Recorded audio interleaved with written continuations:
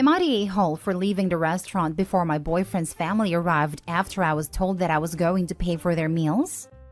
I, female 29, have been dating my boyfriend, male 35, Ricky, for 5 months. He is divorced but hates this word and goes with the word divorcee instead, since the first one makes it sound like he was dumped when it was him who initiated it. Anyways, he always go on long rants about his exes and say stuff like, "I hope you don't have this awful habit my ex has," or "hope you like XYZ cause my ex didn't," and the list goes on. I found a second job recently and he's been having me pay every time we go out. When I protest, he'd say he's going through a rough patch and is seeing how much help I can offer. Last night, he invited his family to join us for dinner. We got to the restaurant first, and he asked me if I brought enough money. I said why, and he told me that he told his parents that I'd pay for their meals. I said, why would I? And went on about his parents going through a rough patch just like him. I said, I'm sorry, this can't be a coincidence. He asked what I meant, and I just told him that I would not be paying. He insisted, but I refused and said no. He then leaned back and said, well, you're here, so not much of a choice you have anyway, while laughing like it was funny. I silently got up, took my phone and purse, and walked right out. He was shocked. He started shouting after me to stop and wait, but I didn't. I went home and he called me enraged, saying that I did a horrible thing walking out on him at his parents, while I could have just paid. I told him that their unfortunate financial situation isn't my problem, and that I wasn't obligated to pay for their food. If they couldn't pay for their meals, then they should not go out. He got offended and said, and I quote, "You're making money priority just like my ex did," then went on about how disrespectful my attitude was, and how I made him look small in front of his parents and forced him to lie about why I wasn't there when they came. We've been going back and forth about it till now. He's mad and is refusing to speak to me till I apologize. Am I the a-hole? I feel bad because his parents are lovely, and I've been doing my best to keep a good relationship with them. Now for the top comments. Oh my god, girl. Run. This is not a man you want or need in your life. Go, go, go, and don't look back. Like, ever. Not the a-hole by a long shot. This cannot be repeated too many times. Yep, this man didn't initiate the divorce. He was dumped. He's clearly not over his ex. You deserve better, not being the new love that drives out old love. That's BS, especially when the other person doesn't have anything to offer and is only taking advantage of you emotionally and financially. I think it's a safe bet he doesn't even have a job, which is why she got a second one. And dude's ex was also tired of his BS. Anyone who feels the need to stress that they were totally the one to leave their ex-partner, and not the reverse, is clearly lying about the situation. OP, girl, run far and run fast. He's a leech, and this will not get better. Divorcee versus divorced, red flag. Ranting about his ex on repeat, red flag. Expecting you to pay for everything, red flag. Seeing how much help I can offer, red flag. Expecting you to pay for his parents and not warning you ahead of time, red flag. Comparing you to an ex because you don't want to pay for his family, red flag. This dude is full of red flags. It's time to run. Not stay home. This feels like one of those, where if Opie just read what she wrote, she wouldn't need the sub. Like, do you not see what you're saying here? Not the a-hole. Oh, the audacity is strong with this one. And the red flags are waving. Girl, just leave him. If he expected you to pay for him at his parents once, chances are he'll do it again. Like you said, their financial issues aren't your problem. He said it was temporary, but I don't know. His parents are nice people. They treat me better than my own family. They're using you. That's not treating you well. Treat yourself better by moving on from them. Next story. Am I the a-hole for angrily telling my friend that he was not the victim in his relationship? I'm 28 male, have a friend, Bill, 29 male. We are part of a whole group, have been friends for at least 10 years, and some of the demanded women have even ended up marrying each other. Point is, we have all known each other for a very long time.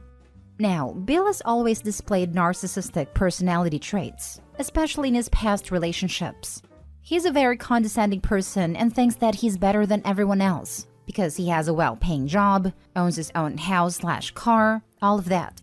In comparison, some of the other guys still live with family and such. In his mind, they haven't grown up and he's better than them. It's usually easy to ignore because he's very charismatic and brings in new people to the group. In past relationships, he has been really awful, like giving girlfriends a checklist of stuff they need to change to be with him, commenting on their appearance, etc. But because a lot of this was years ago, I think most of us hoped he'd grow out of it. He always describes all of his exes as crazy, and we usually believed him. Some we could confirm were crazy because we met them, and with the ones we didn't meet, we just believed the stories. Enter his new girlfriend, Sarah, 33, female. They started dating in July 2021. We all got to know her, and she's awesome. She's very down-to-earth and friendly. She has basically become friends with everyone. Well, Bill asked Sarah to move in with him at the end of April 2022, and she did, since she saw the relationship getting more serious. Then, at the end of June 2022, Bill randomly broke up with her. When asked what happened, he says that he just hated that his house no longer felt like his house because of all of her stuff, which everyone thinks is ridiculous. Well, unfortunately, with the housing and rental markets being what it is right now, Sarah had trouble finding a place to move that would meet her needs. She found one place that she took, but the place isn't available until September 30, so she had to stay living with Bill. I know from talking with both of them that Sarah wanted to be as mature and friendly about the whole thing as possible, but Bill has done nothing but be as antagonistic as possible. He's done stupid stuff, like blaring the TV when he knows she's trying to sleep, and he's also done really cruel things, like calling up a booty call, putting her on speakerphone, and talking to her about when they could hook up when he knew Sarah could hear it. Anyway, the guys were all hanging out and Bill kept complaining, trying to sound like the victim in the situation.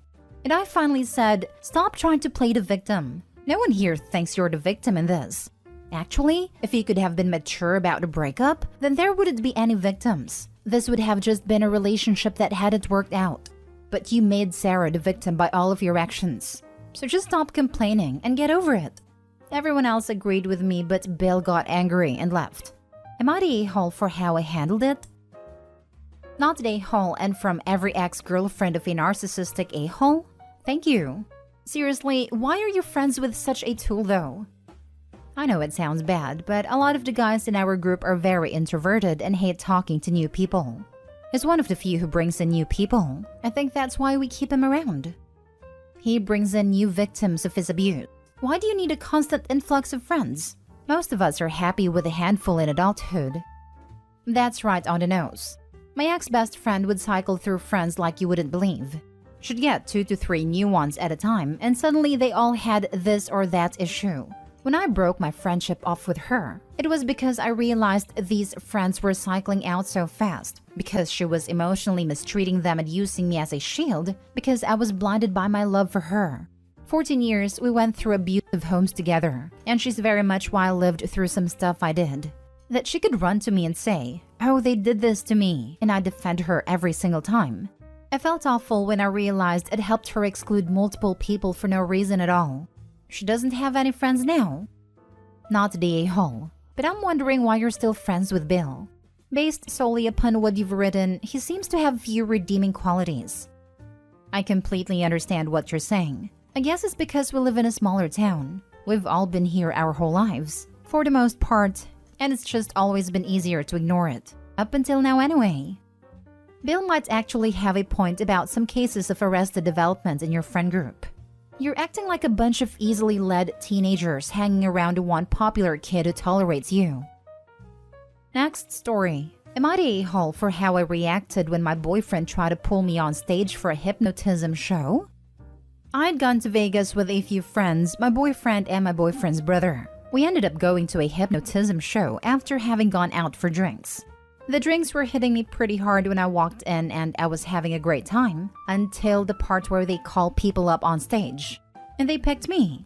I was feeling pretty drunk and not wanting to do it, so I shook my head no. But then my boyfriend grabbed me and tried to pull me up to the stage. I tried to resist being pulled along, but he was really yanking me up there.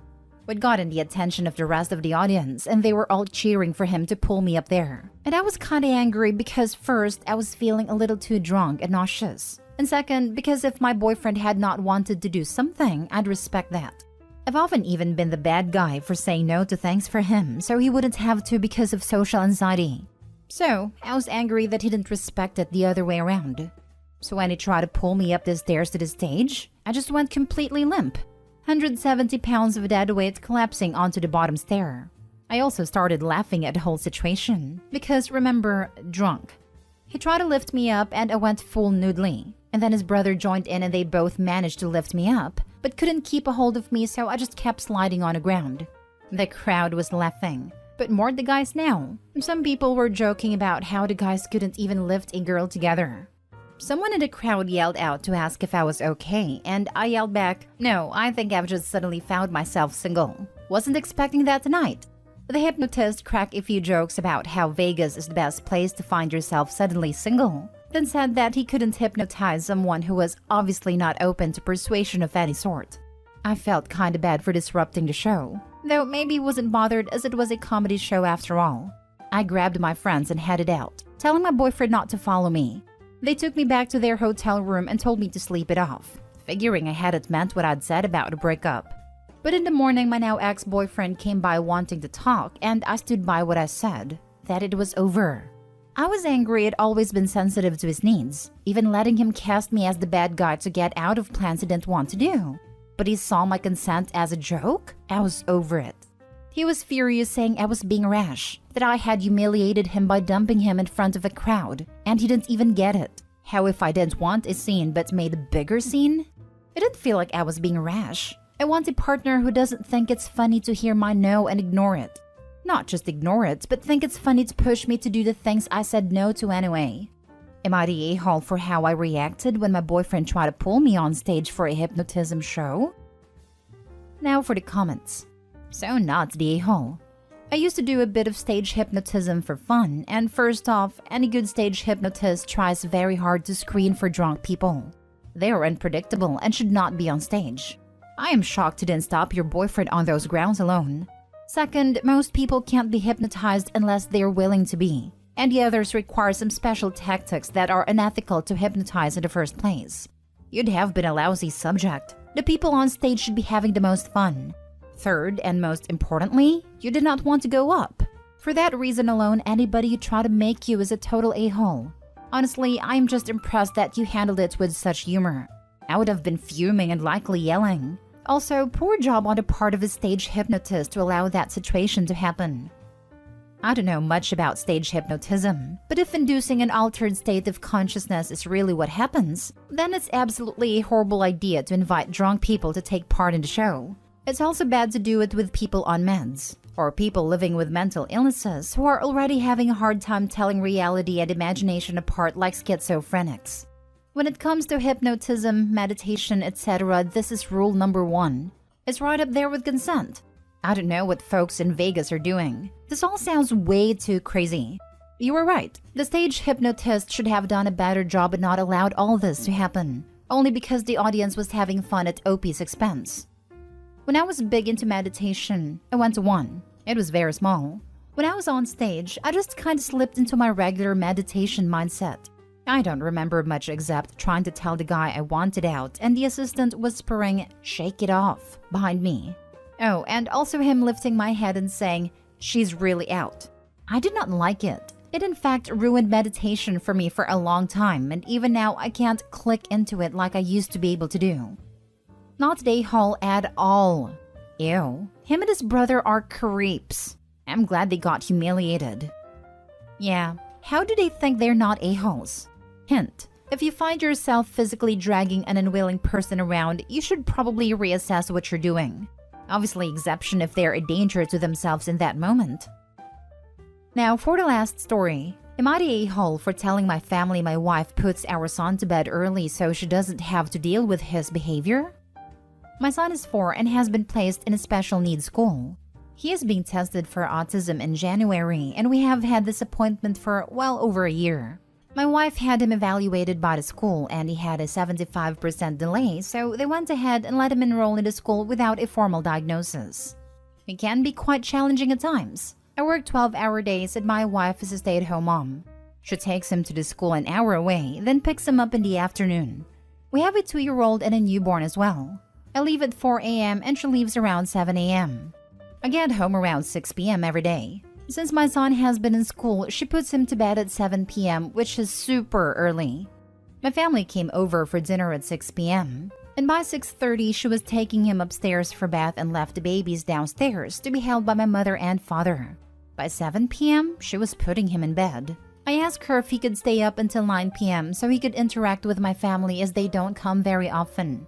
She immediately said no, and that he gets bad notes from school when he stays up too late, and that he is very difficult in the morning when he is overtired. So I told my family that he couldn't stay up and had to go to bed because she couldn't deal with his behavior. After they left, she told me I was a huge a-hole and that she puts him to bed for his own good and not doing it for herself. She then called me selfish. My mother-in-law has also texted me telling me that I need to help her daughter more and that I should not embarrass her in front of my family that way. I called my mother and she agreed that 7 p.m. was extremely early and an extra 2 hours would not have hurt him at all.